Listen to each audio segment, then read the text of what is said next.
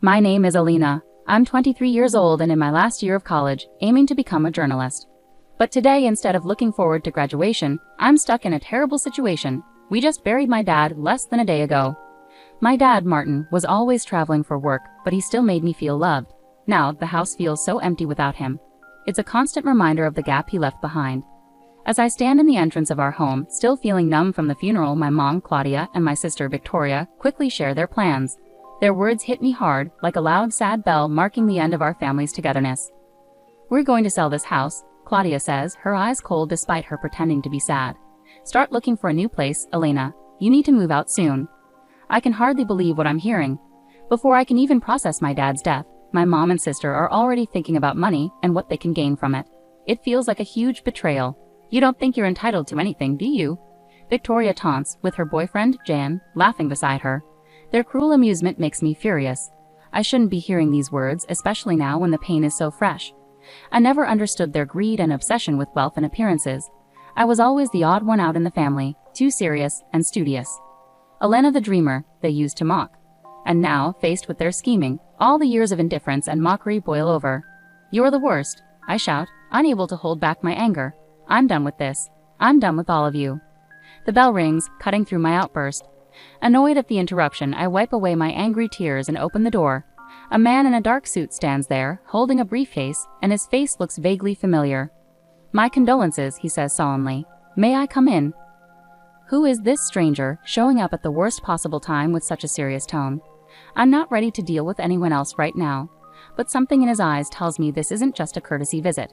I step aside and let him in, wondering what this means for our already fragile family. The echo of my father's laughter used to fill our home, softening the sting of my mother and sister's harsh words. Now, the walls seem to close in on me, mixing memories of their hurtful comments with the emptiness his death has left. I always found comfort in my studies, hoping they would lead me to a meaningful life, away from the shallow desires that drove Claudia and Victoria. But as I sit at the dining table, it's hard to focus on anything but the void Martin's passing has created. Silent meals have become the new normal since Dad got sick and passed away. Victoria is always on her phone, and Claudia flips through high-fashion magazines, completely detached from our reality.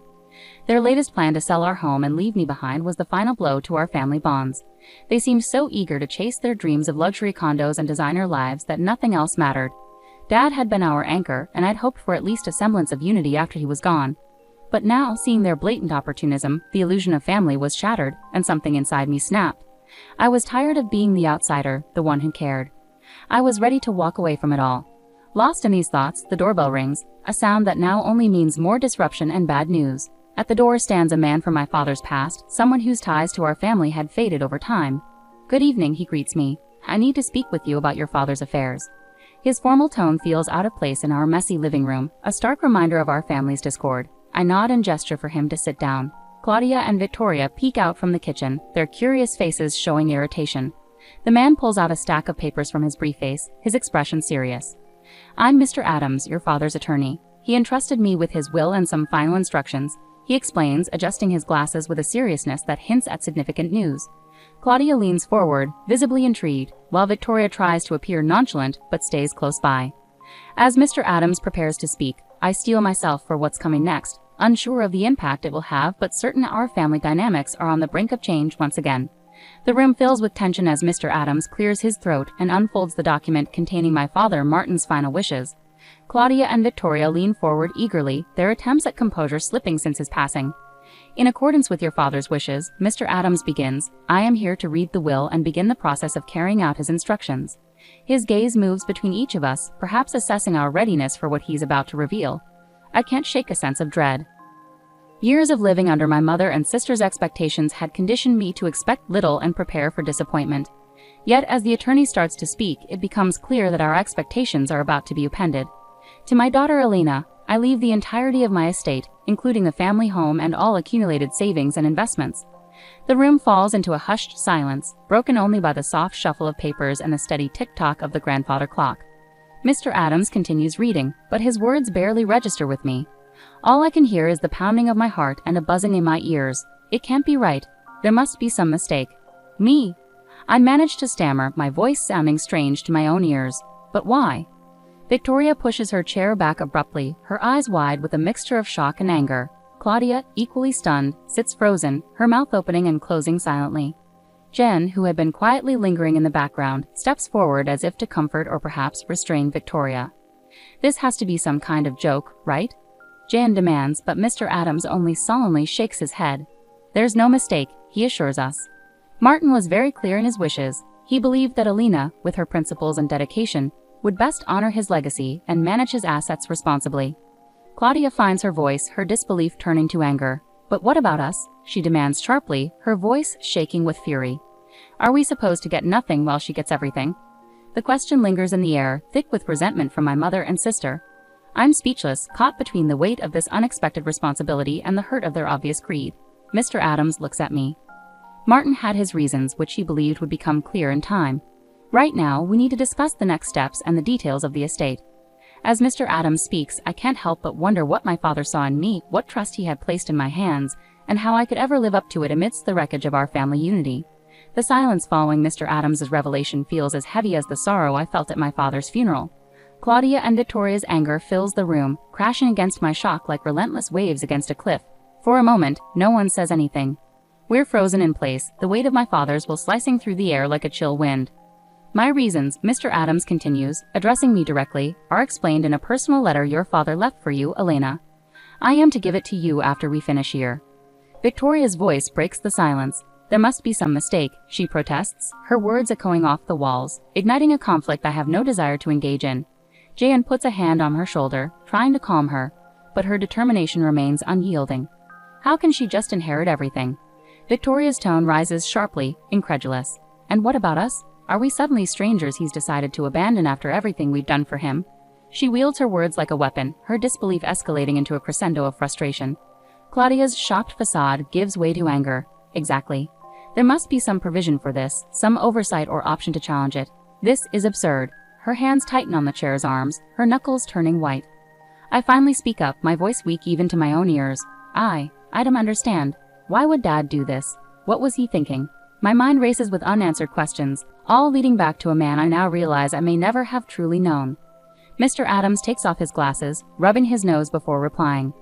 "Martin had his reasons and he wanted you to understand them, in his own words. As for Claudia and Victoria," he turns to them, "you have the option to contest the will if you choose." Though Martin's intentions were clear, and his mental soundness when drafting it is well documented. The room erupts into chaos once again, voices overlapping as Claudia and Victoria express their anger and confusion, scrambling to devise a plan. I barely register their words. My thoughts are fixated on the unopened letter, a final message from my father that rests ominously on the table. Taking a deep breath, I reach for it.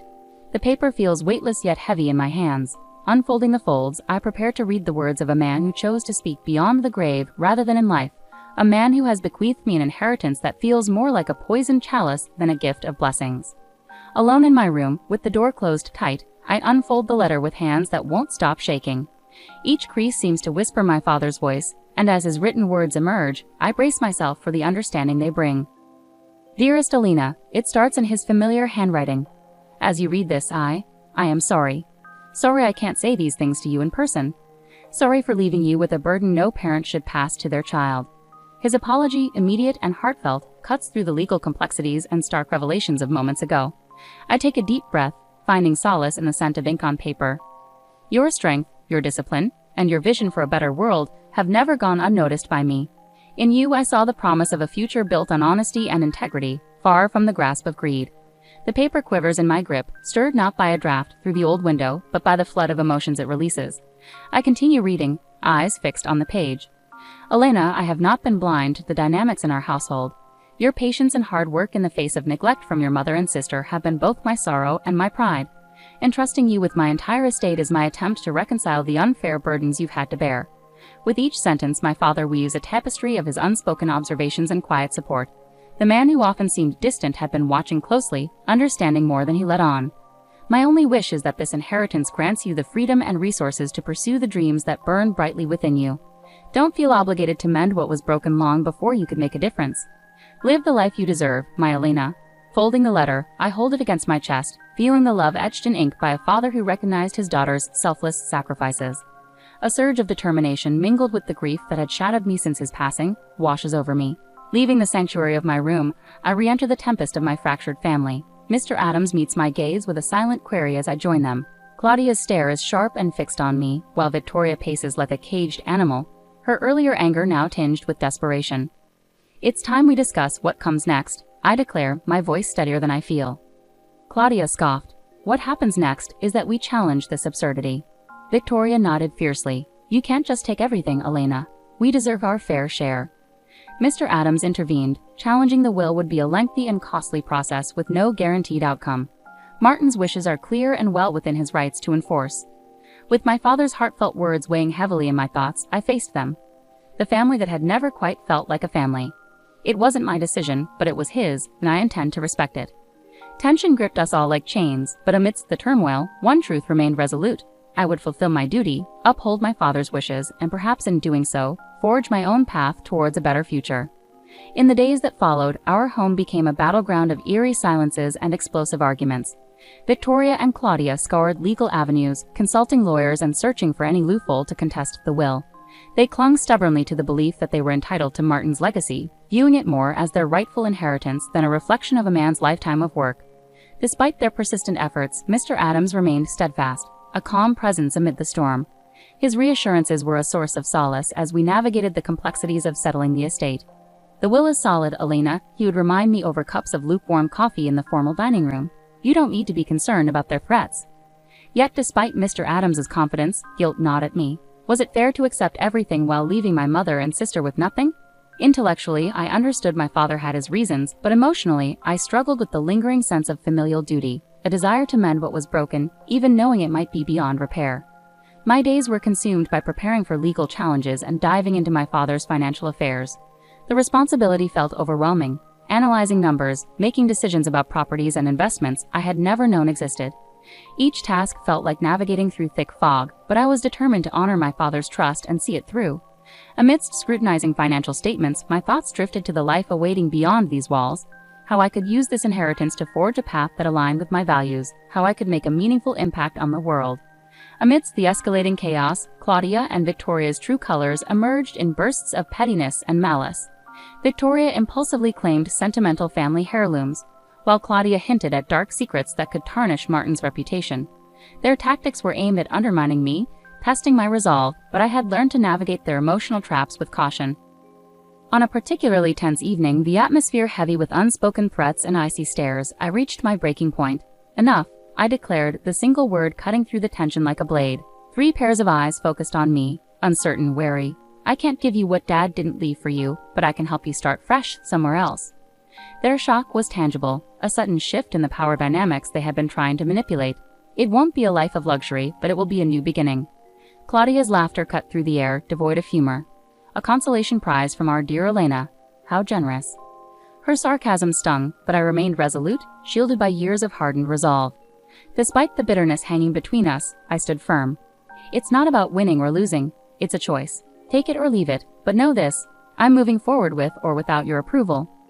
Their response was a mixture of silence and reluctant nods, a fragile agreement born from the clash of self-interest and necessity. Retreating to my room, the weight of my father's letter in my pocket reminded me of the path ahead, one where I would navigate not just the inheritance, but also discover who I would become because of it. Days turned into weeks filled with meetings with Mr. Adams and navigating the complexities of managing my inheritance. Claudia and Victoria, begrudgingly accepting my offer, began their search for a more modest home. The tension eased somewhat, yet a coldness lingered in the air deeper than the approaching winter. It was a time of solitude amid chaos, the house growing emptier with each packed box and removed piece of furniture.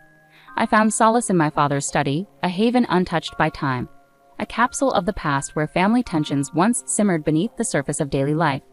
The day arrived when Claudia and Victoria left the house for good. With a signed check and a brief farewell, they departed, taking with them remnants of a life forever altered. Standing in the doorway, I watched their car fade around the bend, feeling a mix of relief and sadness. It was time to focus on the future. With Mr. Adams' guidance, I established a charitable foundation in my father's name, dedicated to providing educational opportunities for disadvantaged students, echoing the aspirations of my younger self who once felt her dreams were out of reach within our home. I enrolled in graduate school, pursuing a journalism program that aligned with my long-held career goals. With my father's network and the resources now available to me, I secured an internship at a respected newspaper. My life became a whirlwind of activity, immersed in pursuing stories and advocating for justice, themes my father and I had often discussed during his frequent business trips, now seeming like distant memories. These days, life keeps me constantly moving, carrying the principles my father instilled in me wherever I go. The house, once confining, has transformed into a true home as I've made it my own. I've repainted walls, rearranged furniture, and welcomed a rescue dog, a lively companion whose barks and playful energy filled the once empty spaces with joy. Rooms that once witnessed family discord now echo with the warmth of friends, colleagues, and shared laughter. Occasionally, I retreat to my father's study, immersing myself in his old letters and weathered books. My gaze often rests on his signature at the bottom of his letter, the final message that reshaped my life. "Duty and love," he wrote, "are the strongest forces we wield. Use them well." In those quiet moments, surrounded by his legacy of words and wisdom, I silently pledged to honor his memory by doing just that.